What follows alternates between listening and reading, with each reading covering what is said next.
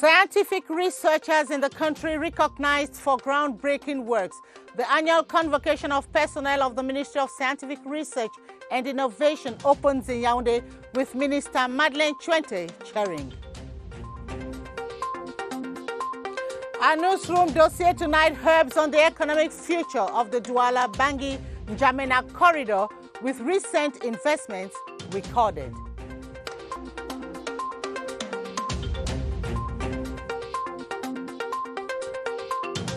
Government sounds a note of warning as 2 cases of type 2 polio virus are detected in Chinga in the nation's capital in Yaoundé. In this newscast, we get the measures taken. And those are top stories. Good evening, ladies and gentlemen, and thanks for joining us on this edition of the 7:30 News. With me, Gladys Tata.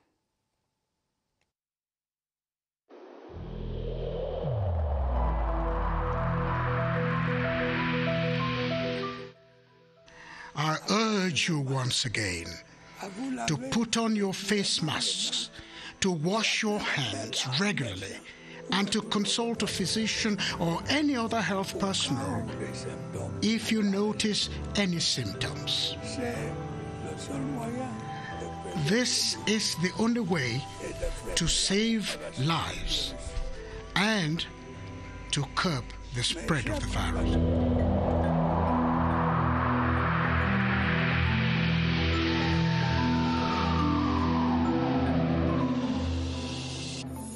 Welcome back. Elizabeth Tamajong, doctor in sociology and anthropology, has been crowned Eminent Researcher of the Year for her research findings aimed at boosting education of the girl child in Cameroon. Just like her, hundreds of researchers in Cameroon have moved to higher ranks during the annual convocation ceremony of the Ministry of Scientific Research and Innovation. The 8th edition was chaired by Minister Madeleine Chuente, as we hear in the following report with Emanuela Vemnye. For the 8th time, they have come, clad in what distinguishes them from other corps, to set the research year in motion on the one hand and make research results known on the other hand. The scientific convocation ceremony has given researchers in Cameroon in their diverse domains time to ponder on how to surmount the challenges of emerging and re-emerging diseases using endogenous responses and make prospects. The inaugural lesson of Professor Jean Legard Petit would indicate that Cameroon has got 8,500 research specialties from which she can rely on to solve problems. Elizabeth Tamajong is then singled out as Eminent Researcher of the Year. The doctor in sociology and anthropology is being honored for her research works to boost the education of the girl child in the country. Hard work, honesty, humility, and inclusive leadership, because I'm a leader who believes in pulling up somebody. If I pass somewhere and they don't find somebody growing, then I fail. On her heels are more than 1,000 researchers promoted to higher grades. I'm very honored to be the very first lady director of research at the IRAD Institute, to pursue the research career, who is strongly led by men. It is not easy for us women. A qualified human resource, the Minister of Scientific Research, Madeleine Chuente, has placed government support to ease their work. Researchers in traditional medicine were also at the center of this Research Excellence Days. Their contributions in finding the magic potion for COVID-19 is being recognized by the government, which put up some of their products for licensing. Beatrice Losamba props into the drugs that were so short-lived and still have to undergo approval before being sent to the marketplace. Beatrice? Manufacturers of local remedies eye the privileged position of foreign drugs and are aiming for a health license from government to reach the marketplace and sell their natural health products. Once licensed, they can claim it is approved and safe. The products that the Minister of Scientific Research, Madeleine Chuente, shortlisted was medicine for COVID-19, medicine for hepatitis, medicine for HIV. Most of the drugs up for licensing are proposed COVID-19 portions, and given that government recognizes the role local pharmacopoeia played in managing the disease, the popular over-the-counter remedies were selected. But pharmaceutical drugs require years of clinical research before they are approved for sale. The Ministry of Scientific Research will take charge for all the various tests so as to have an authorization to put the products in the market so that they can produce, open a laboratory in Cameroon here where they can produce all these products so that they can become very cheap for the Cameroonians. The government is looking forward to finding local drug makers so as to cut down on the 100 billion CFA francs it spends yearly to import drugs. There is hope in these promising researchers. As you heard in this lead story, the socio-political crisis in the Central African Republic, coupled with the impact of the coronavirus pandemic, have drastically slowed down economic activities along the DOUALA-NDJAMENA and DOUALA-BANGUI corridors. Ewane Pole in the following write-up evaluates the economic losses incurred as a result of the crisis. Security and health crisis along the DOUALA-BANGUI and DOUALA-NDJAMENA corridors in recent months has dealt a heavy blow to trade between Cameroon, Central African Republic and Chad. Mainly supplied by the port of Douala, 1 million tons of goods worth 55 billion CFA francs transit every year via the DOUALA-BANGUI corridor. Socio-political crisis in RSA has affected transporters' business turnover as they are already recording a loss of 3 billion CFA francs monthly. This is because 1,000 trucks and 2,000 drivers are still stranded at the border town of Garoua-Bulai. Mobilizing trucks for a number of months is costly because we employ drivers to transport our goods. Every day we kill a cow, we boil fish and others. The governments of Cameroon, Central African Republic and Chad have, however, taken measures to reinforce security along the corridors. Meanwhile, the adverse effects of the coronavirus has also caused trade flows on the corridors to drop by 40%. Well, we shall be talking on the business hurdles on the DOUALA-NDJAMENA-BANGUI corridors with Clarice Are-Takang.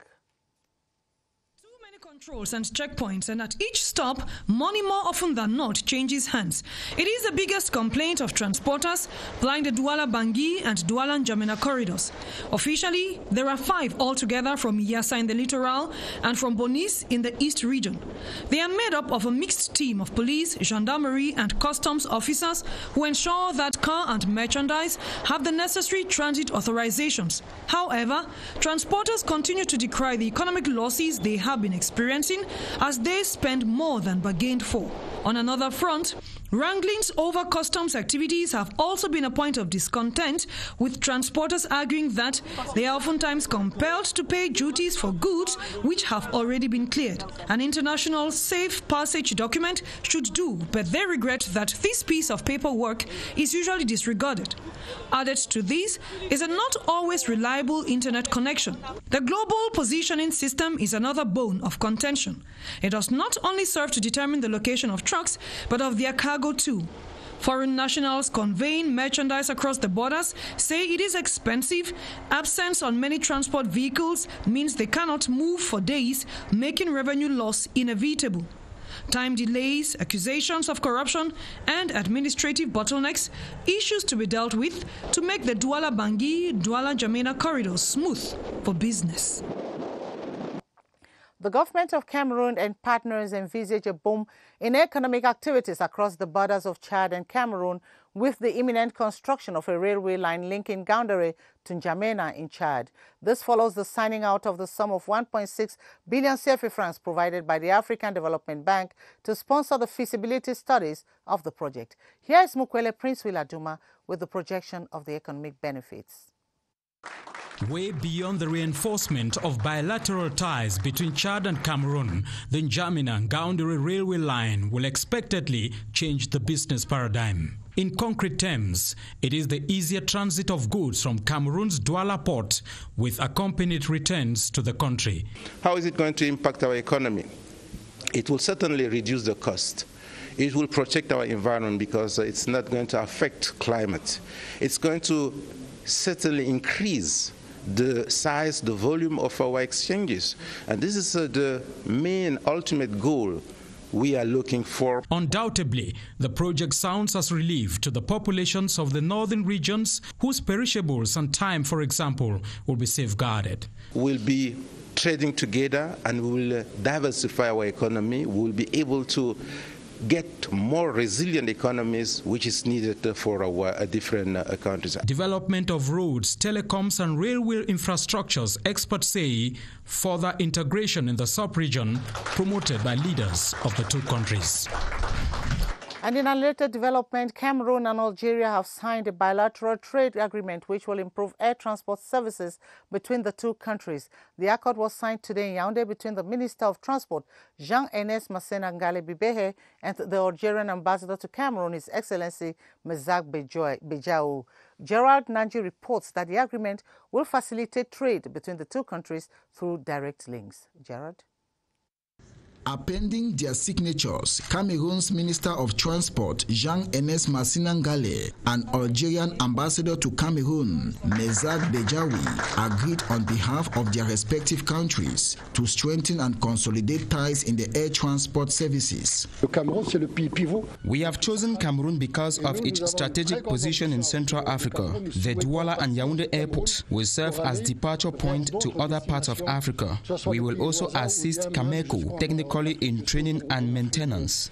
According to the transport boss, the agreement will, among other things, promote the development of tourist activities and, above all, intensify trade between the two countries. This agreement comes to update that of 1974, which, due to modernization of the civil aviation industry, had become obsolete.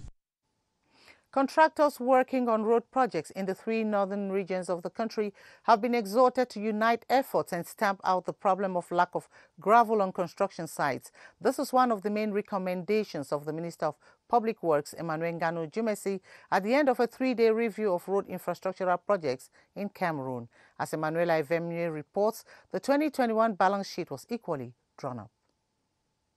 The evaluation of 8 road construction projects found in the 3 northern regions of Cameroon brought to an end the 3-day review of infrastructural projects under the supervision of the Ministry of Public Works. Amongst them, the Marwa-Mora axis and the Mora-Dabanga-Kuseri road. Time, therefore, to draw up the 2021 balance sheet. The aim of the exercise was to mobilize the companies, the construction company, and those following, controlling the work, to really understand that they have to work hand in hand in order to deliver.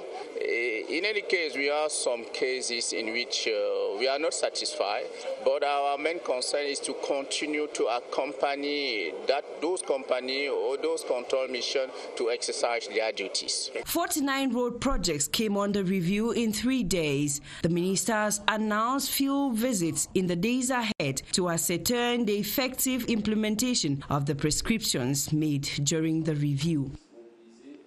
The Permanent Secretariat of the Task Force on Money Laundering in Central Africa, GABAC, is expected to carry out an on-site visit to Cameroon as part of the mutual evaluation of the system and financing of tourism. This information was made public during an audience granted by the Minister of Finance to a GABAC delegation.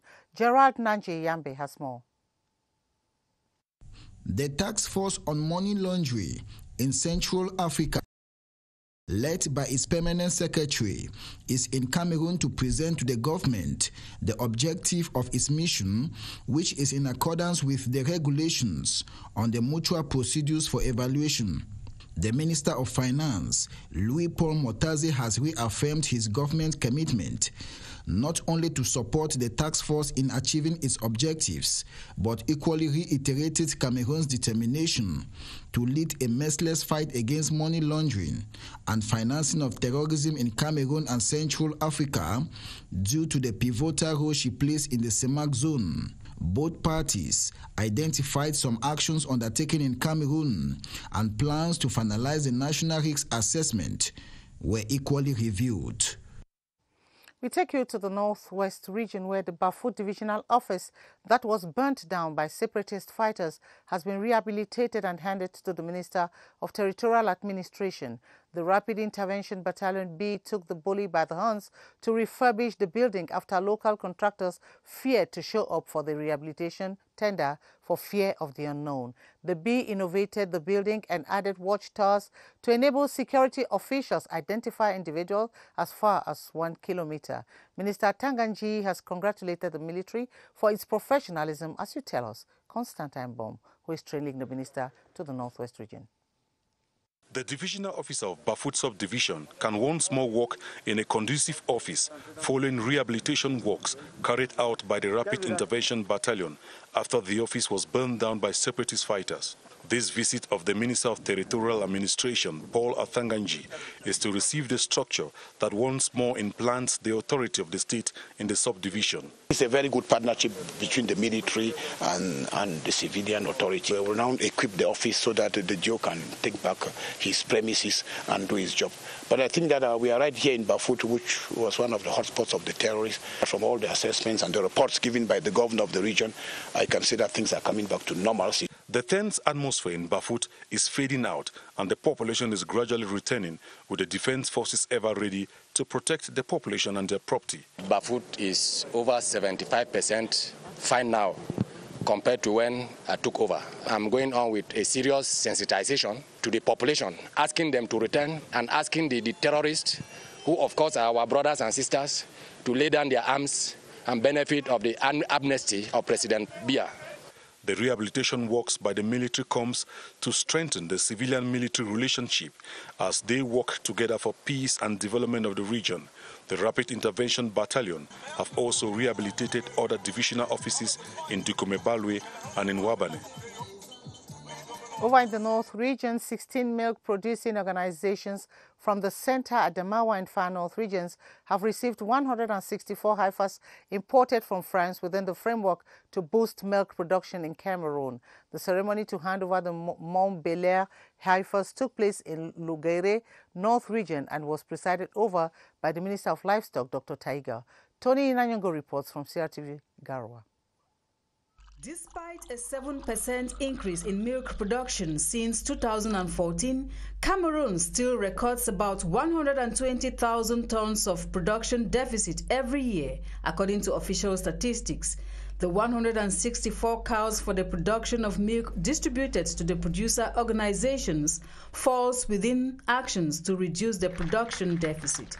The dairy cows, whose production is estimated at 30 to 40 liters of milk each per day, acquired recently under the Livestock Development Project (PRODEL) and financed by the World Bank, landed in Garoua last October 2020 and were kept at the Logere station for acclimatization. It's very important to connect producers to the industries downstream, so they can also serve not only local markets, but regional market and beside global market. During the ceremony at the Logere station, the Minister of Livestock, Dr. Taiga, underlined government's determination to modernize livestock production and also called for more investments in the sector by stakeholders. The 16 organizations involved in milk production from the Adamawa, Center and the Far North regions were selected based on their business plans validated by regional committees.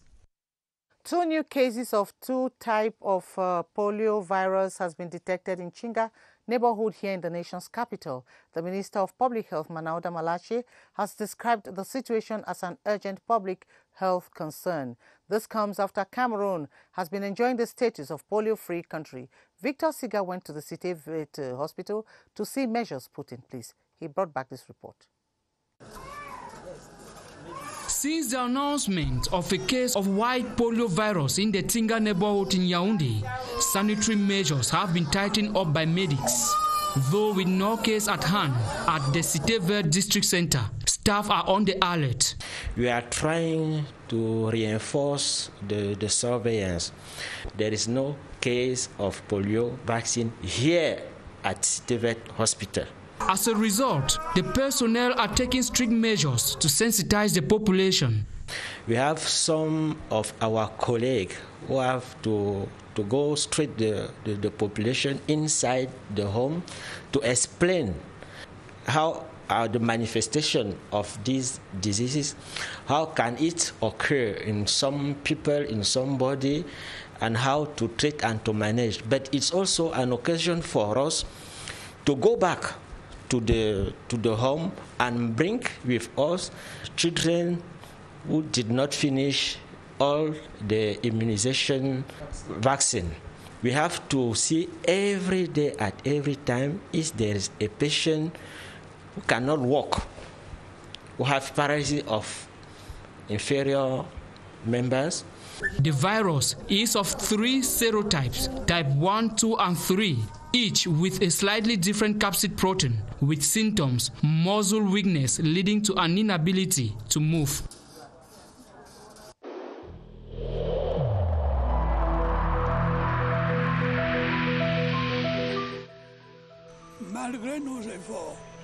Despite our efforts, COVID-19 plunged many families into mourning and seriously hampered the functioning of our economy and society.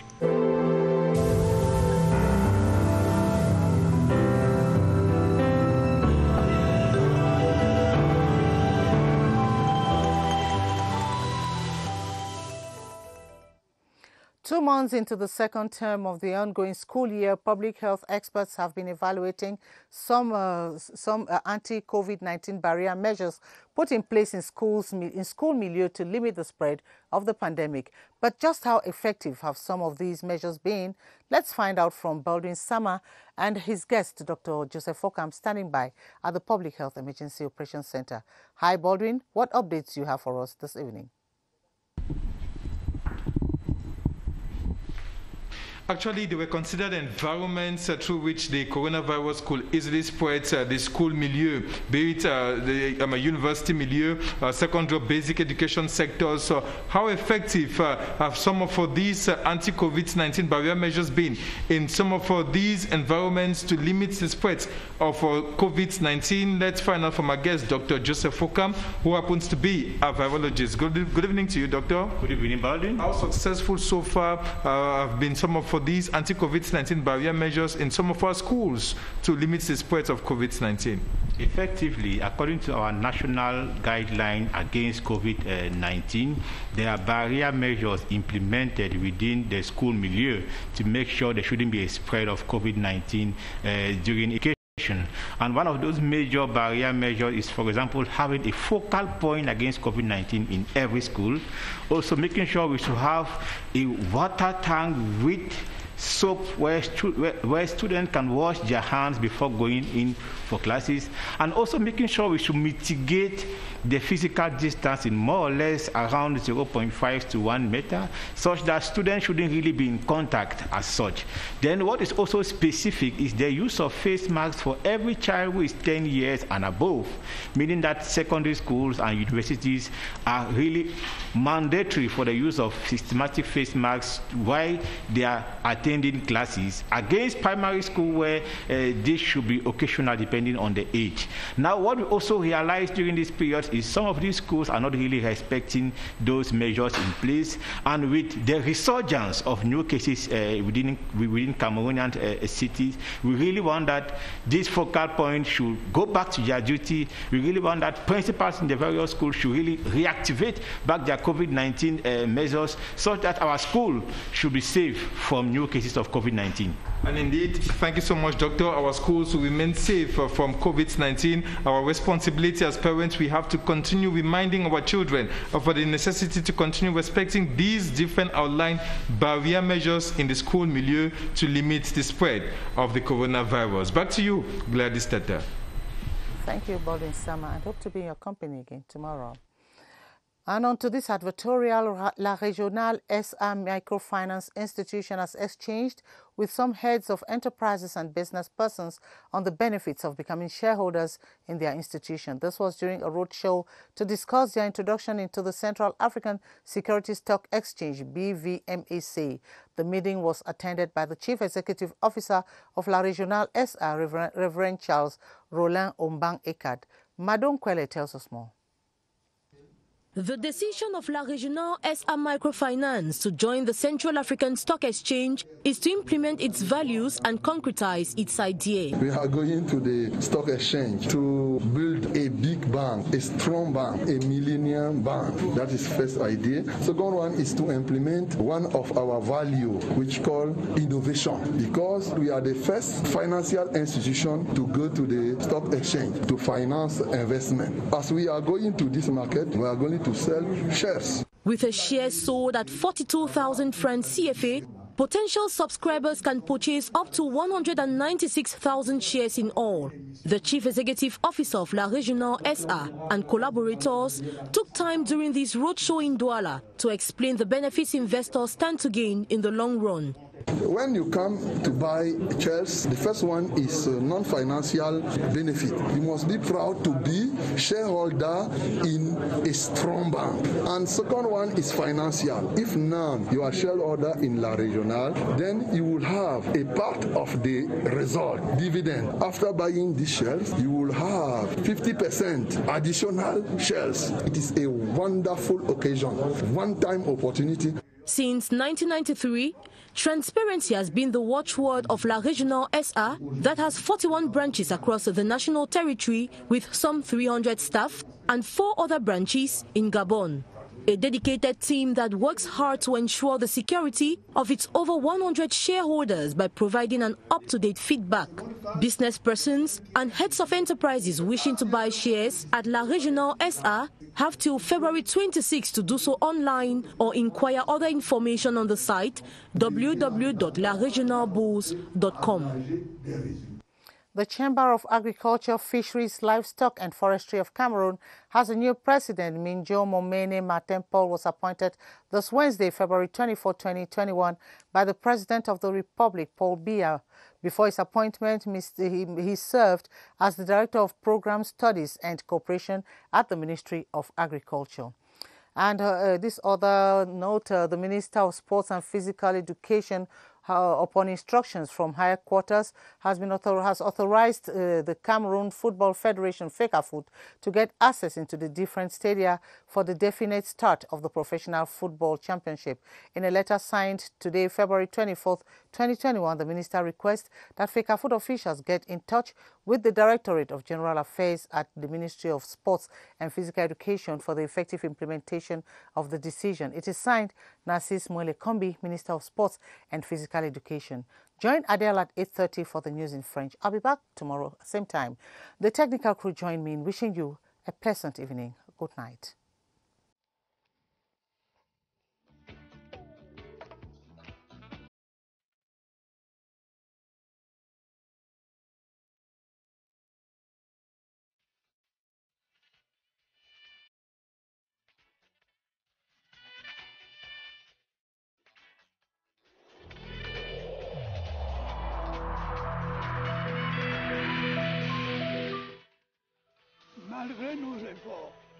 Despite our efforts, COVID-19 plunged many families into mourning and seriously hampered the functioning of our economy and society.